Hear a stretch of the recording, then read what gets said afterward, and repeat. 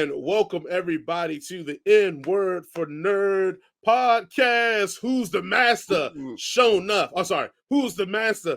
N Word for Nerd. That's welcome everybody to the N Word for Nerd podcast. If you have not realized from our opening, we are a show made by blurbs, but for all nerds and geeks. If you're not quite sure what a blurb is, it's a black nerd. That's exactly what it is. Figure it out. It's on the internet. And if you're listening to us, we are both African American. It may not sound like it, but we are both black. Starting off here, a group of actors sets out to make an adult film in rural Texas under the noses of their reclusive host.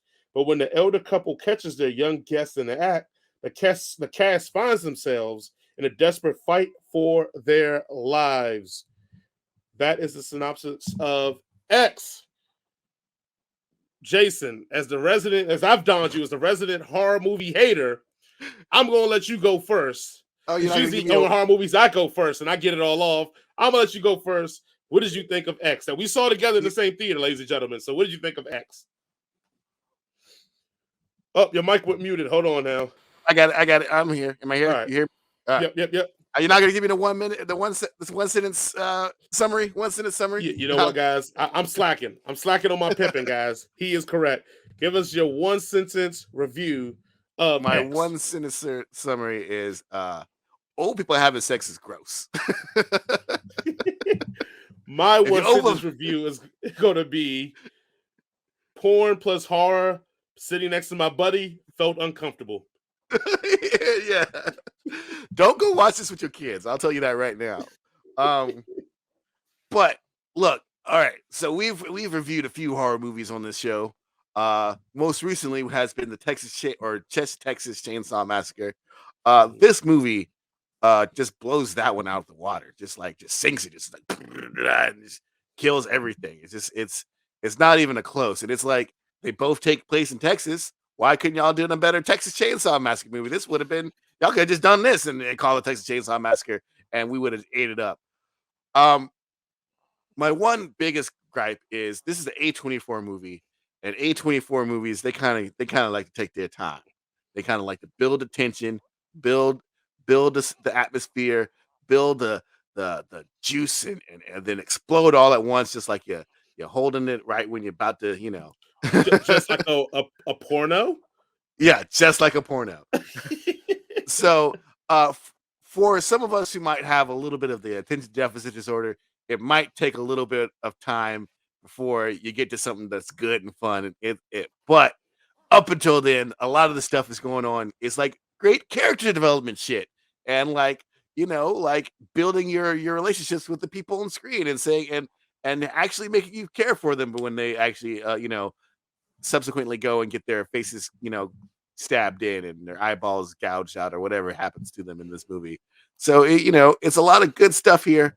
I do, for me personally, feel it was a tad, even though it only clocked into 130 minutes or like an hour and a half easily. Mm-hmm. It did feel, because of the way it was shot, it felt a little long to me personally. I felt like they could have probably trimmed some of the fat a little bit here or there. But overall, this shit is wild. This shit is crazy. It is nuts. It is batshit insane.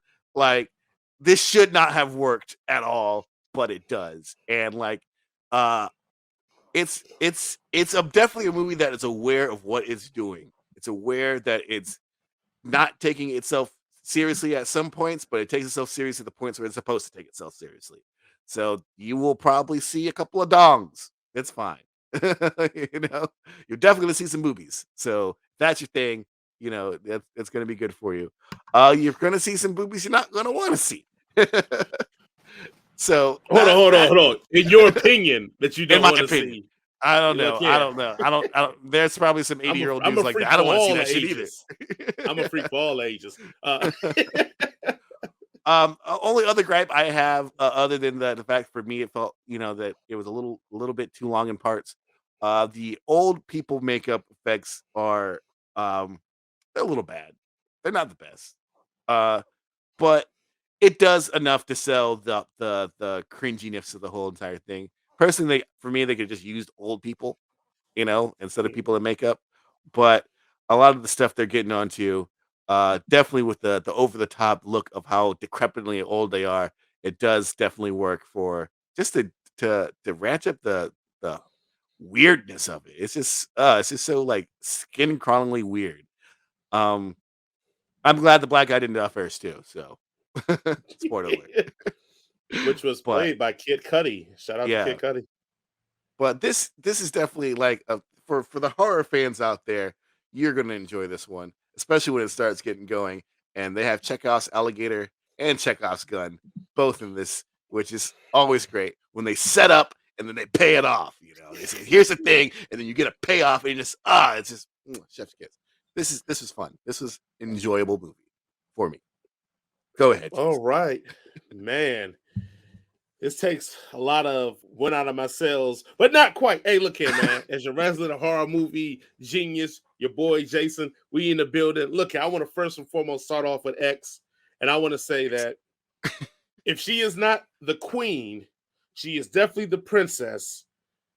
Jenna Ortega got to Oh be yes, scream queen or princess right now. If you don't think she's the queen right now, she got to be the princess. And if you don't know who she she is, she's the opening scene in Scream 5 or Scream 2022. She's in Studio 66, the Foo Fighters movie that I saw but we didn't review. She's in that and she's in this. If she is making her credentials as a Scream queen very tough to beat. And there's another excellent performance by her in this. So I want to give her a shout out in the beginning of that. Also, I love Brittany Snow. I think I reviewed one of my first reviews of this channel was Hooking Up, that she's the star of, which I think went direct to DVD. But the point is, I like Brittany Snow from Pitch Perfect to other various things that she's in. That's my girl. So having those two in here was already a win for me. But besides that, this movie starts off with a very homage, almost parody feel to both the porn industry and the horror movie industry, which is what you think those things don't go together very well, but somehow this movie make makes it it work. go very well. I mean, and people are going to watch this and go, well, where's the homage to or the parody of the porn industry? Like, this director really thought that people really watch porn for like the creative shots and cinematography. We I'm all know making an we watch art that film. stuff for. Right. Like, I'm not shooting it like a typical one. I'm shooting it like, get out of here. But I do believe that it's a lot of directors that shoot those kind of movies. They act and feel the same way. So I thought that was pretty amusing. And then the parody and homage to the horror, it goes through so many levels. At one point, you're seeing through the eyes of the killer, very Friday the 13th, especially the sequels when Jason, very Michael Myers and Halloween, So you have those things, but the rub is that these killers in this movie are nothing like those other people, Nope. like from physically to everything. So it does make it pretty awesome and pretty creepy at the same time. Is this movie scary? Because everybody, oh, it's scary.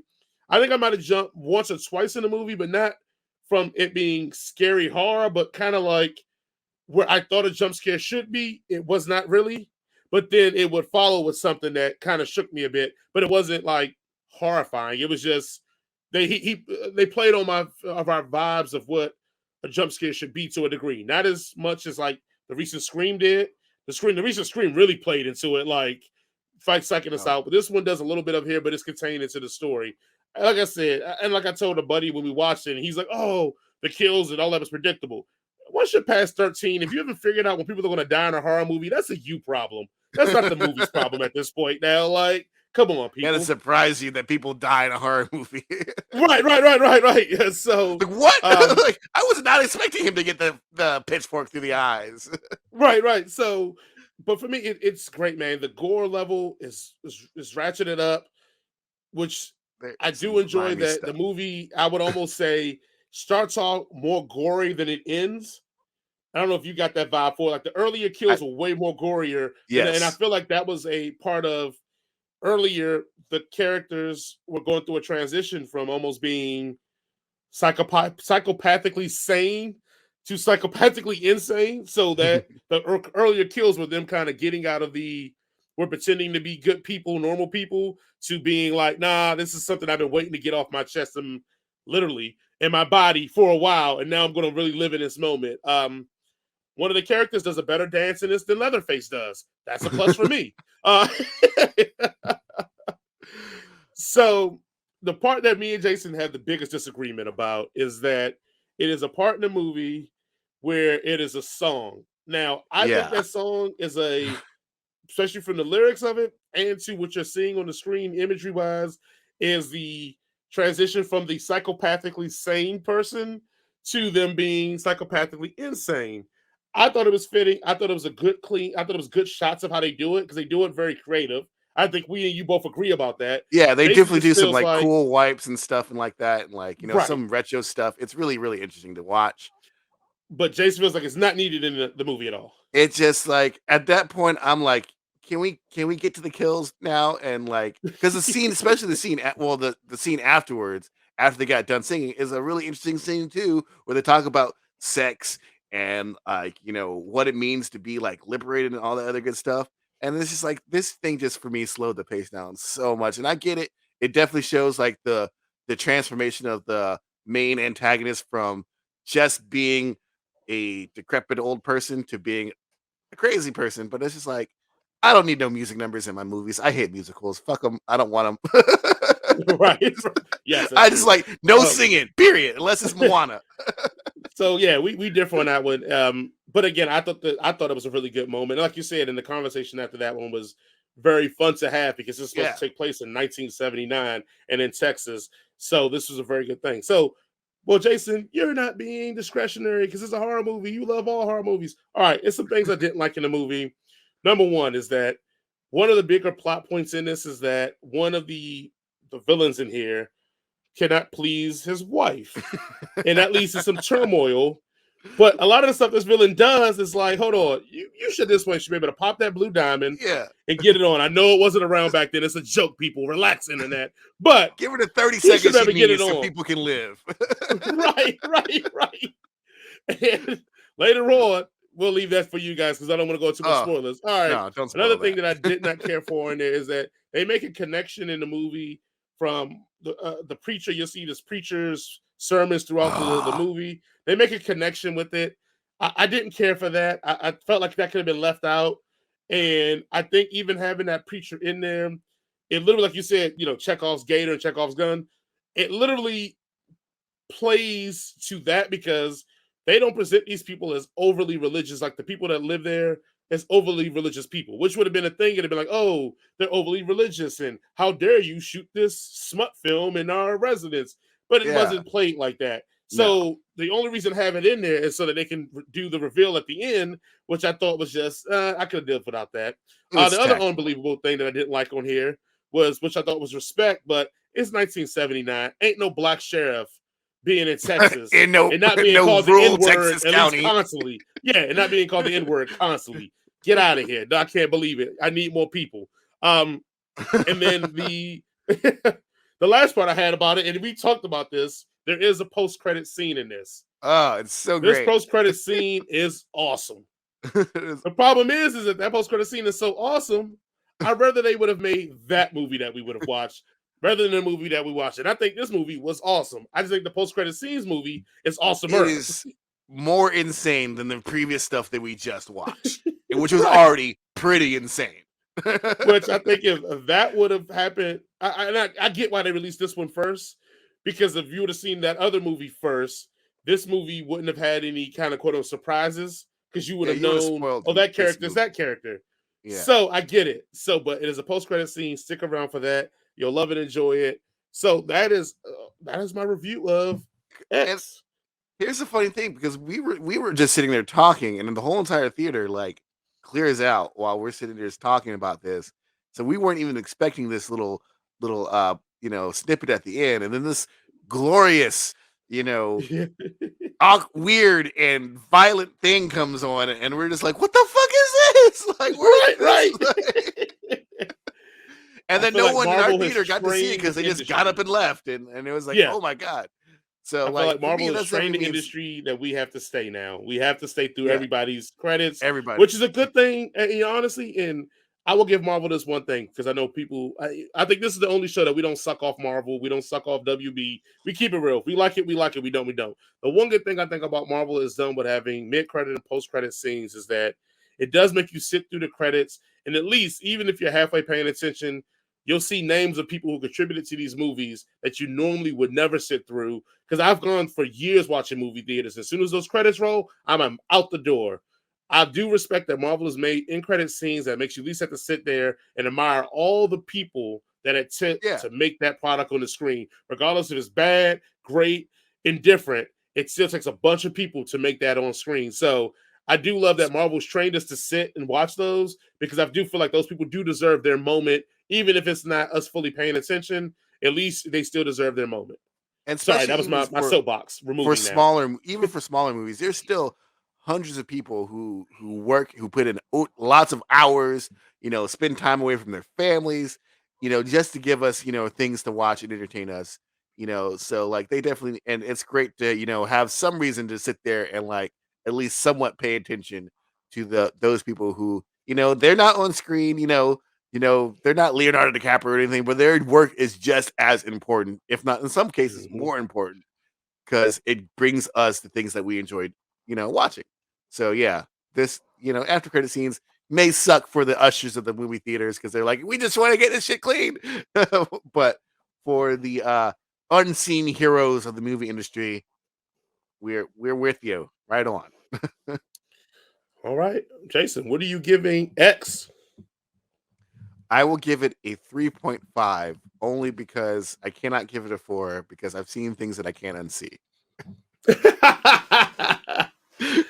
Hey, I'm giving it. I want to give it a 4.5 so badly, but I'm going to give it a 4.2 because unlike Jason, I don't mind some old saggy, nasty, just down and dirty horror movies. I don't mind them at all. So down and dirty. With that being said, I definitely recommend going to see X if you can go see it in your theaters, man. It's gonna give it to you. We are going to the part that everybody loves. Is that part where we are closing down the show and we're letting you know we're about to. Yeah, we're gonna let you reclaim your time now. Get it back. But as always, guys, thank you so much for watching our show. As always, again, don't forget about our sponsors, In Your Face Art, which Jason, we're still waiting on Jason to place his order. Oh, I gotta figure out. He needs to tell me so my homeboy can make it for him. Get that popping.